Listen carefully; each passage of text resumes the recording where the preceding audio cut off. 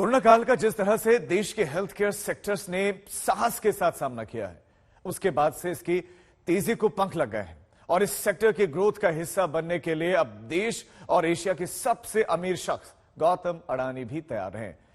अडानी ने pharma sector में उतरने के लिए नई कंपनी का गठन किया है।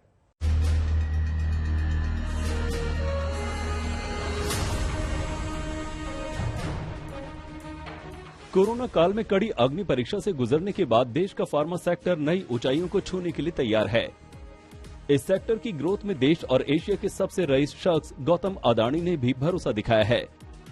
हाल ही में सीमेंट कारोबार में उतरने के बाद अब अडानी ने हेल्थ केयर सेक्टर में भी उतरने का ऐलान कर दिया है। हेल्थ केयर सेवाएं देने के लिए उन्होंने अलग कंपनी बनाई है। हेल्थ केयर कंपनी का नाम अडानी हेल्थ वेंचर्स लिमिटेड यानी AHVL रखा गया है। Adani health ventures limited health care से संबंधित कारोबार करेगी। इसमें मेडिकल और डायग्नोस्टिक सेवाएं भी शामिल होंगी। ये मेडिकल और मेडिकल टेस्ट से जुड़ी सेवाएं देने के साथ ही हेल्थ टेक सुविधाएं भी देगी। इसके रिसर्च सेंटर भी होंगे और मेडिकल से जुड़ी दूसरी सेवाएं भी ये कंपनी देगी।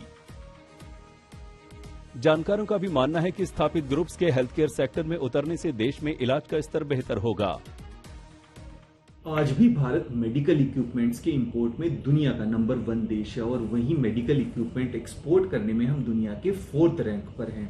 वहीं अगर हम फार्मा इंडस्ट्री की बात करें तो वहां भी हम काफी आगे हैं, लेकिन आज भी हमारे देश में बहुत बड़ी जनसंख्या है जो कि हमारे देश में बनी हुई दवाइयों से वंचित है, जिसका कारण है पुअर डिस्ट्रीब्यूशन ऑफ मेडिसिन।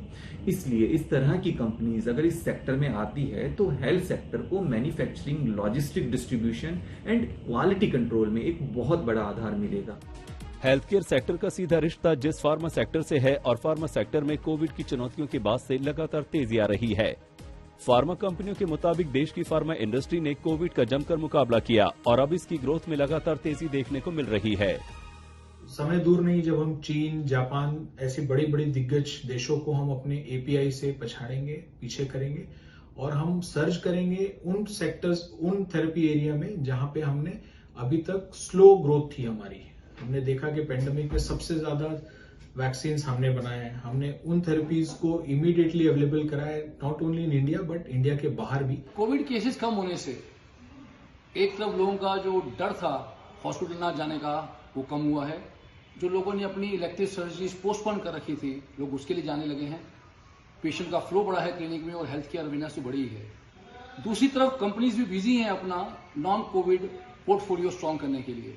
जैसे कहते हैं कि कंपनीज फार्मास्यूटिकल इंडस्ट्री में एक बहुत अच्छी ग्रोथ वॉल्यूम बनाती है नए ब्रांड्स लॉन्च करने में, तो कंपनीज भी बिजी हैं नए ब्रांड एक्सटेंशन लॉन्च करने में।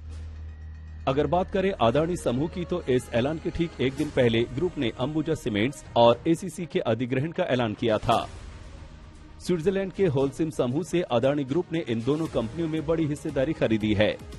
इस अधिग्रहण के पूरा होते ही अडानी समूह देश का दूसरा सबसे बड़ा सीमेंट उत्पादक बन जाएगा। अडानी ग्रुप के ग्रोथ की रफ्तार 2014 के बाद से बहुत तेज रही है। तब से अब तक ये ग्रुप अलग अलग कारोबार में 30 से ज्यादा अधिग्रहण कर चुका है। अडानी ग्रुप आज पोर्ट्स, एयरपोर्ट्स और पावर जैसे सेक्टर में देश का सबसे बड़ा खिलाड़ी बन चुका है।